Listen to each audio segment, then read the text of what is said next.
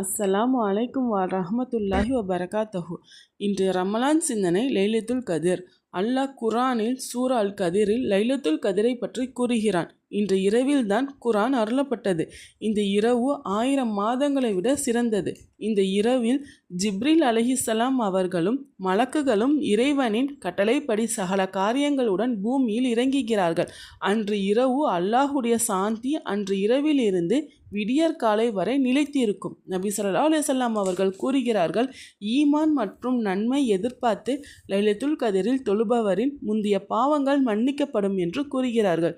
ஆகவே இந்த இரவை நாம் தொழுகை, குர்ஆன் ஓதுதல், துவா, தௌபா ஆகியவற்றால் கழிக்க வேண்டும். இந்த இரவில் அதிகமாக இபாதத் செய்து இந்த இரவை அடைய பாக்கியத்தை எல்லாம் அல்லாஹ் நம் அனைவருக்கும் தௌஃபீக் செய்வானாக. அஸ்ஸலாமு அலைக்கும் வரஹ்மத்துல்லாஹி வபரகாத்தஹு.